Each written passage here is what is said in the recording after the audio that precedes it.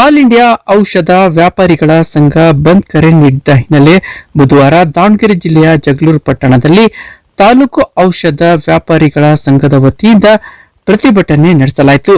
ಇದೇ ವೇಳೆ ಪ್ರತಿಭಟನಾಕಾರರು ಪಟ್ಟಣದ ತಾಲೂಕು ಕಚೇರಿ ಎದುರು ಜಮಾಯಿಸಿ ಕಪ್ಪು ಪಟ್ಟಿ ಧರಿಸಿ ಪ್ರತಿಭಟಿಸುವ ಮೂಲಕ ಗ್ರೇಟು ತಹಸೀಲ್ದಾರ್ ಮಂಜಾನಂದ್ ಅವರ ಮುಖಾಂತರ ಸರ್ಕಾರಕ್ಕೆ ಮನವಿ ಸಲ್ಲಿಸಿದರು.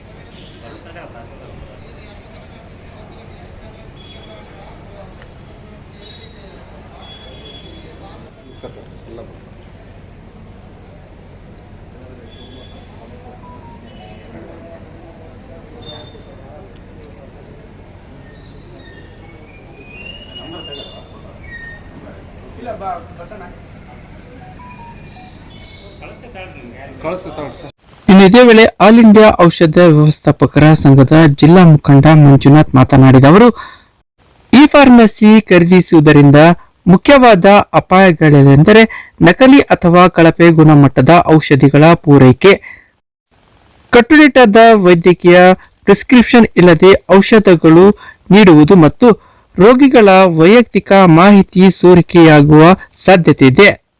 ಆನ್ಲೈನ್ ಫಾರ್ಮಸಿಗಳಿಂದ ಉಂಟಾಗುವ ಪ್ರಮುಖ ದುಷ್ಪರಿಣಾಮಗಳು ಹೆಚ್ಚು ನಕಲಿ ಮತ್ತು ಕಳಪೆ ಔಷಧಿಗಳಿಂದ ಅಪಾಯ. ಇದನ್ನು ವಿರೋಧಿಸಿ ಭಾರತೀಯ ಔಷಧ ವ್ಯಾಪಾರಿಗಳ ಸಂಘ ಬಂದ್ಗೆ ಕರೆ ನೀಡಿದೆ.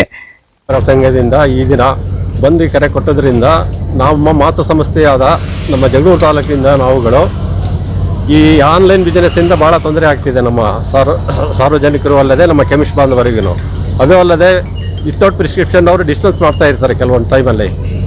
ಆಮೇಲೆ ಹ್ಯಾಬಿಟ್ ಫಾರ್ಮಿಂಗ್ ಡ್ರಗ್ಸ್ ಅಂತ ಇದ್ದಾವೆ, ಅವು ನಮ್ಮ ಯುವಜನಕ್ಕೆ ಭಾಳ ಮಾರಕ. ಅಂಥ ಔಷಧಿಗಳನ್ನು ಅವರು ಕೊಡ್ತಾ ಇರ್ತಾರೆ. ಅದರಿಂದ ಅಂಥ ಎಲ್ಲವನ್ನು ನಮ್ಮ ಸರ್ಕಾರಗಳು ಬಂದ್ ಮಾಡಬೇಕಂತ ಹೇಳಿ ನಾವು ಅದರಿಂದ ಈ ದಿನ ನೈತಿಕ ಮೂಲವನ್ನು ಸೂಚಿಸಿ ಕಪ್ಪು ಪಟ್ಟಿ ಕಟ್ಟಿಗಳನ್ನು ಪ್ರದರ್ಶನ ಮಾಡ್ತಿದ್ದೇವೆ. ನಾವು ಸಾರ್ವಜನಿಕ ತೊಂದರೆ ಆಗದಂತೆ ಯಾವುದೇ ಅಂಗಡಿಯನ್ನು ಬಂದ್ ಮಾಡದೆ ಎಲ್ಲ ಅಂಗಡಿಗಳನ್ನು ಓಪನ್ ಮಾಡಿ ಕಪ್ಪು ಪಟ್ಟಿ ತರಿಸಿಕೊಂಡು ನಮ್ಮ ಪ್ರದರ್ಶನ ನೈತಿಕ ಮೂಲವನ್ನು ಸೂಚಿಸುತ್ತಿದ್ದೇವೆ. ಇನ್ನು ಭಾರತೀಯ ಔಷಧ ವ್ಯಾಪಾರಿಗಳ ಸಂಘ ಬಂದ್ಗೆ ಕರೆ ನೀಡಿದ್ದ ಬೆನ್ನಲ್ಲೇ ತಾಲೂಕು ಸಂಘದ ವತಿಯಿಂದ ತಾಲೂಕಿನ ಜನತೆ ಪರವಾಗಿ ಯಾವುದೇ ಔಷಧ ಅಂಗಡಿಗಳನ್ನು ಬಂದ್ ಮಾಡದೆ ಕಪ್ಪು ಪಟ್ಟಿ ಧರಿಸಿ ಶಾಂತಿಯುತವಾಗಿ ತಹಸೀಲ್ದಾರ್ ಅವರ ಮುಖಾಂತರ ಸರ್ಕಾರಕ್ಕೆ ಮನವಿ ಸಲ್ಲಿಸುವ ಮೂಲಕ ಕರೆ ನೀಡಿದ್ದ ಬಂದ್ಗೆ ಬೆಂಬಲ ವ್ಯಕ್ತಪಡಿಸಿದರು.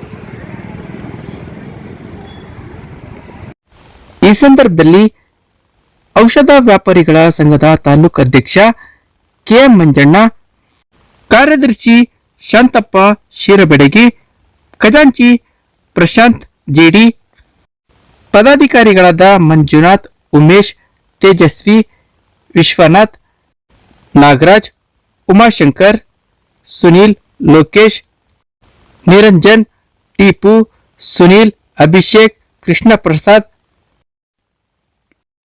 ಗುರುಶಾಸ್ತ್ರಿ, ಅಜಯ್, ವಿನಯ್ ಸೇರಿದಂತೆ ಮತ್ತಿತರರಿದ್ದರು.